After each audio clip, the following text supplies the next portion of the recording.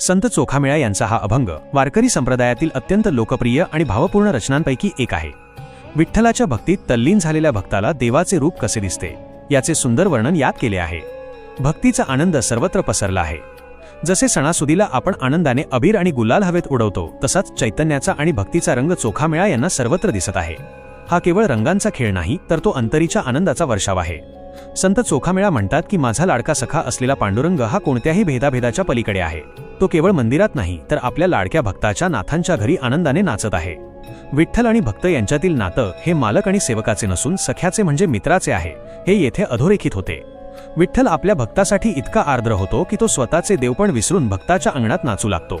चोखामेळा विठ्ठलाला सखा म्हणतात, जे त्यांच्यातील जवळकीचे नाते दर्शवते। हा अभंग सांगतो की देव केवळ एका विशिष्ट स्थानी किंवा मूर्तीत नसून जिथे शुद्ध भक्ती आहे तिथे तो स्वतः प्रकट होतो। थोडक्यात सांगायचे तर भक्तीच्या रंगात न्हाऊन निघाल्यावर विठ्ठल हा केवळ देव उरत नाही, तर तो आपला सखा बनून आपल्या आयुष्यात आनंदाने सहभागी होतो।